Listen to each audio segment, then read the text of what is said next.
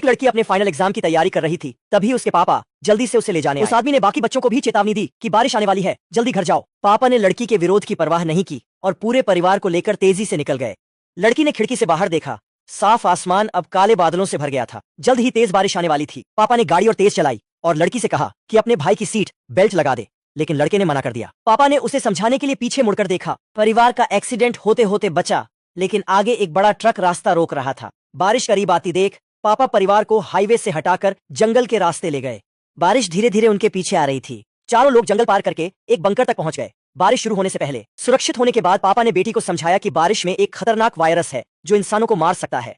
अगर कोई बारिश में भीग जाए तो संक्रमित हो जाएगा। और पिता वह उम्मीद थे जो सभी को बचा सकते थे। उन्होंने बेटी से कहा कि भाई का ध्यान रखना और खुद केमिकल सूट पहनकर एक जरूरी मिशन के लिए निकल गए। उनके जाने के 10 मिनट बाद ही दरवाजे पर जोर जोर से दस्तक हुई। भाई बहनों ने सोचा कि उनके पिता वापस आ रहे हैं। माँ ने कहा कि ऐसा नहीं हो सकता, पापा इतनी जल्दी नहीं आ सकते, और अगर आते तो खुद दरवाजा खोलते। लेकिन जैसे ही महिला ने बोलना समाप्त किया, उसने महसूस किया कि वे गायब हो गए थे। उसी समय बड़ी बहन और छोटा भाई खुशी खुशी दरवाजा खोल रहे थे और घर के बाहर बारिश में खड़ा आदमी स्पष्ट रूप से पिता नहीं था।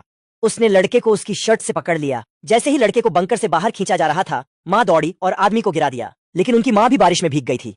जल्द ही उसका शरीर ऐंठने लगा। वह स्पष्ट रूप से वायरस से संक्रमित हो गई थी। लड़की ने तहखाने का दरवाजा बंद कर दिया। भाई बहन एक स्थिर जीवन जी रहे थे। लड़का बड़ा हुआ, लेकिन 10 सालों से जमा किया हुआ सामान अब खत्म हो चुका था। छोटा भाई अब और सहन नहीं कर सकता था, और अगर वह यहाँ रहा तो भूख से मर जाएगा। बहन ने उसे समझाने की कोशिश की, लेकिन गुस्से में लड़के ने कांच तोड़ दिया और अपनी नाराजगी दिखाई। वह बस यहाँ से निकलना चाहता था। कोई विकल्प न होने पर उसने सुरक्षात्मक सूट पहन लिया और हिम्मत करके बंकर का दरवाजा खोला। बाहर ढूंढने पर न कोई इंसान मिला, न ही कोई खाना। वो वापस बंकर आई और भाई को बाहर की सच्चाई बताई। अब बचने का एक ही रास्ता था, अगला बंकर खोजना। लड़का ये सुनकर खुश हो गया कि वो यहाँ से निकल सकता है। और थोड़ी देर बाद जब वे सो गए, बंकर के वेंट्स खराब हो गए और अलार्म जोर से बजने लगा। ऑक्सीजन की कमी से बहन बेहोश हो गई। भाई ने बहन को खींचते हुए बाहर निकाला। तभी एक आदमी बंदूक लेकर उनके पास आ गया